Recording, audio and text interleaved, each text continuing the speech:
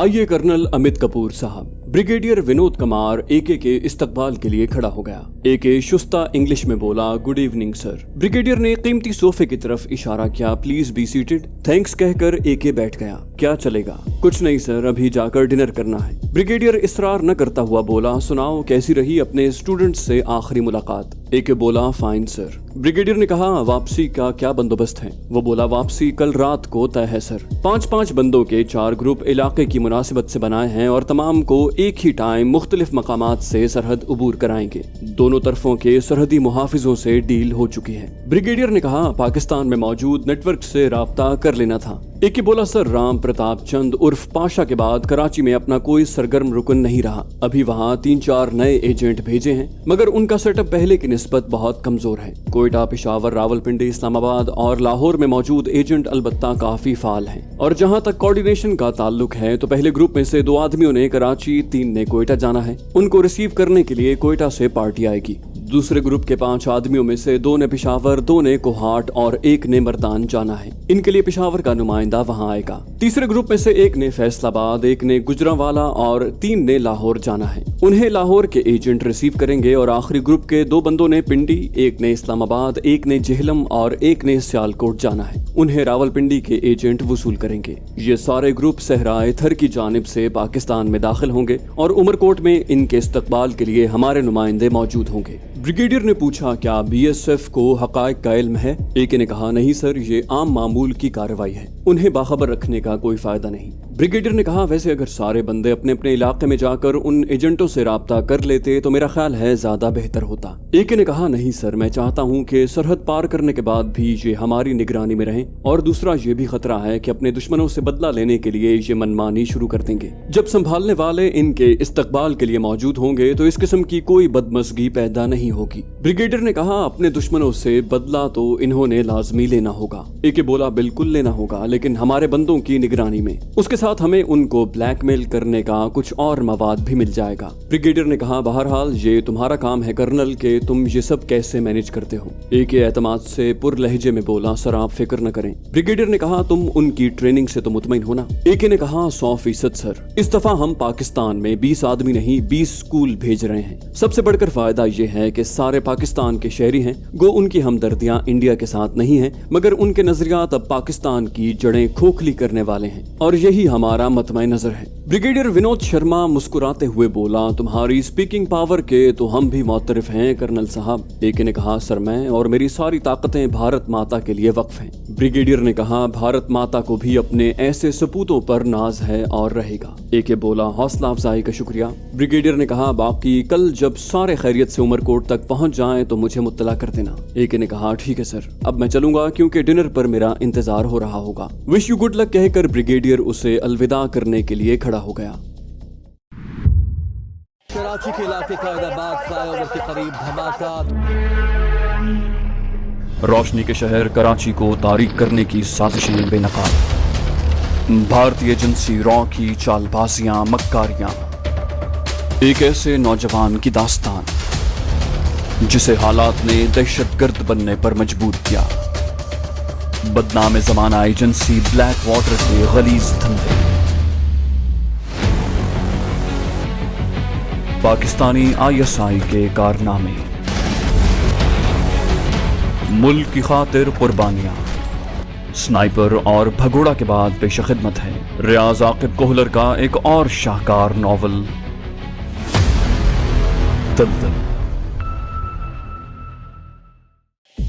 रात का खाना खाकर वो तमाम जाने के लिए तैयार हो गए। उन्हें ले जाने के लिए 4 जीपें पहुंच गई थी। वो 4 ग्रुपों में तकसीम कर दिए गए। हर ग्रुप का एक लीडर बनाया गया था। उन्होंने चूंकि 4 मुख्तलिफ मकामात से सरहद उबूर करनी थी, इसलिए हर ग्रुप के साथ एक गाइड भी मौजूद था। इस्माइल शाह अपने ग्रुप का लीडर था। उसके ग्रुप में जमशेद, कामरान, फरमान और साकिब शामिल थे। तमाम इंस्ट्रक्टर्स बशमूल एके उन्हें रुखसत करने आए हुए थे। उनसे अलविदाई मुआनिका करके तमाम जीपों में सवार हो गए। हर एक के सफरी बैग में हल्के फुल्के सामान के अलावा आला क्वालिटी का एक पिस्टल भी मौजूद था। सफर शुरू होने के थोड़ी देर बाद ही उनके रास्ते जुदा हो गए अलबत्ता सफर की समत एक रही। वो तमाम 1.25 साल का तवील अरसा ट्रेनिंग सेंटर में गुजार कर जा रहे थे। यहाँ आते वक्त वो जितने मासूम और दुनियावी मामलात से अनजान थे, अब उतने ही खतरनाक, चालाक और खूंखार बनकर वापस जा रहे थे। तमाम अपने ख्यालात में खोए हुए थे। इस्माइल शाह को अपने वालिदैन और मासूम बहन शिद्दत से याद आ रही थी। सेठ फाजिल खान, तेरा अंजाम बहुत भयानक होगा। उसके साथ बैठा साकिब मुस्तफसिर हुआ। मुझे कुछ कहा शाहजी? वो बोला, नहीं यार, अपने दुश्मन को याद कर रहा था। साकिब बोला, शाहजी, दुश्मन भी कोई याद करने की चीज है? लोग महबूबाओं को याद करते हैं और आप उस कमबख्त दुश्मन को याद कर रहे हैं जिसका अंजाम यूं भी बहुत बुरा होना है। इस्माइल बोला, तुम्हें कैसे पता चला कि उसका अंजाम बुरा होगा? कामरान ने लुकमा दिया, आपका दुश्मन जो हुआ। इस्माइल बोला, तो तुम लोगों ने दुश्मन के गले में फूलों के हार डालने हैं? कामरान बोला, नहीं, छोड़ना तो खैर हमने भी नहीं है, मगर आप वाली बात हम में नहीं है ना। इस्माइल ने कहा, बस करो यार, मैं अगर इतना तगड़ा होता तो यूं मेरी आंखों के सामने बहन की इज्जत का जनाजा न उठता। उसका कसूर सिर्फ ये था कि वो इस्माइल की बहन थी जिसने उस कमीने का नाजायज मुतालिबा मानने से इनकार कर दिया। साकिब आहिस्ता से बोला, शाहजी, माजी के इस्माइल और आज के शाहजी में जमीन आसमान का फर्क है। इस्माइल बोला, बहरहाल आपका अंदाजा दुरुस्त है दोस्त। मेरा अंदाजा भी यही है कि मैं इस नकली सेठ फाजिल खान को जितना जलील कर सका करूंगा। लेकिन तुमने अपनी महबूबा के कातिल के बारे में क्या सोचा है? साकिब बोला, मैं भी उसी के लिए ही इस इनकलाबी ग्रुप में शरीक हुआ था और अब तो मुझे एहसास हो रहा है कि ये बेहतर हुआ है। इस्माइल ने फौरन उसे टोका, क्या तेरी महबूबा का कत्ल? या साकिब बोला, नहीं यार, इस इनकलाबी तंजीम की बात कर रहा हूँ। इस्माइल बोला, सही कह रहे हो यार, आज इस खुदगर्जी के दौर में कौन किसके लिए बेहतरी सोचता है। ड्राइवर ने कहा, शाह साहब, यहाँ से पैदल जाना पड़ेगा। जीप ड्राइवर ने भी दूसरों की देखा देखी इस्माइल को शाह साहब कहकर मुखातिब किया। उसने जीप एक टीले की आड़ में रोक दी। इस्माइल बोला, चलो उतरो फिर, इंतजार किस बात का है? और तमाम अपने सफरी बैग कंधों से लटकाए नीचे उतर गए। उनका सफर गाइड की रहनुमाई में जारी रहा, यहाँ तक कि एक जगह पहुंचकर गाइड ने कहा, शाहजी, यहाँ कुछ देर रुकना पड़ेगा, यहाँ से 1:30 बजे सरहद उबूर करनी है। इस्माइल ने पूछा, क्या तमाम पार्टियां एक ही टाइम में सरहद उबूर करेंगी? वो मुख्तसरन बोला, जी। इस्माइल सर हिलाकर रह गया। 1:30 बजने में 2 मिनट रहते थे कि गाइड कहने लगा, यहाँ से जोड़ी जोड़ी की शक्ल में जाएंगे। इस्माइल ने कहा, ठीक है, सबसे पहले तुम और कामरान चलो, तुम्हारे बाद फरमान और जमशेद होंगे, साकिब मेरे साथ आएगा। उसकी बात खत्म होते ही गाइड और कामरान कांटेदार बाढ़ की तरफ बढ़ गए। बाढ़ के करीब पहुंचकर गाइड ने रास्ता बनाया और वो दोनों बाढ़ उबूर कर गए। चांद की 18-19 तारीख थी। इस्माइल को उनके हयूले वाज़े दिखाई दे रहे थे। उनके बाढ़ उबूर करते ही उसने फरमान और जमशेद को जाने का इशारा किया और उनके बाढ़ उबूर करने के बाद साकिब के साथ खुद भी बाढ़ की जानिब बढ़ गया। उस बाढ़ के बाद उन्हें एक और बाढ़ भी उबूर करनी पड़ी। वहां भी वो उसी तरतीब से गुजरे। उसके बाद वो जोड़ियों की सूरत में ही आगे चल पड़े। सबसे आगे गाइड और सबसे आखिर में इस्माइल शाह था। 2-2.5 किलोमीटर का फासला तय करने के बाद उन्होंने एक मर्तबा फिर कांटेदार तार की बाढ़ उबूर की। गाइड ने ऐलान किया, हम पाकिस्तानी सरहद में दाखिल हो गए हैं। साकिब ने पूछा, पहली कांटेदार तार इंडियन सरहद की निशानदही कर रही थी ना? गाइड ने जवाब दिया, बिल्कुल। उसने पूछा, तो ये दोनों सरहदों के दरमियान खाली जगह पे किसका कब्जा है? गाइड ने कहा, किसी का भी नहीं। इसे गैर मदफूआ इलाका कहते हैं, यानी नो मैन्स लैंड। और याद रखना, सबसे खतरनाक इलाका यही होता है। इस जगह बंदा दोनों अफवाज की फायर की जद में होता है। इसके अलावा ऐसे इलाके में बारूदी सुरंगों की भी बहुतात होती है, इसलिए ऐसे इलाके में बगैर गाइड के सफर करना अपनी जान दांव पे लगाने के मुतरादिफ है। गाइड ने जो सरहदी इलाकों का राजदान था उन्हें समझाया। वो खामोशी से सुनते रहे। गाइड ने कुछ फासले पे मौजूद टावर की तरफ इशारा किया। वो दाएं ऊंचा टावर नजर आ रहा है ना? टावर का धुंधला सा हयूला नजर आ रहा था। उनके सर हिलाने पे वो बोला, इसी तरह का एक और टावर बाएं तरफ भी मौजूद है जो अभी तक नजर नहीं आ रहा, मगर दिन को आसानी से देखा जा सकता है। पाकिस्तान की इस सहराई सरहद पे इसी तरह थोड़े थोड़े फासले पे दीदबानी के लिए टावर बनाए हुए हैं। इस्माइल ने पूछा, क्या उस तरफ के मुहाफिजों से भी डील हो चुकी है? गाइड ने कहा, हाँ, इसके बगैर यहाँ से गुजरना मुमकिन नहीं है। वो उस वक्त एक ऊंचे से टीले के पास से गुजर रहे थे कि अचानक फजा में एक करख्त आवाज गूंजी, हैंड्स अप। गाइड ने परेशानी के लहजे में कहा, कोई गड़बड़ है। इस्माइल चीखा, नीचे लेट जाओ। अगले लम्हे तमाम नर्म और ठंडी रेत पे औंधे मुंह लेटे हुए थे।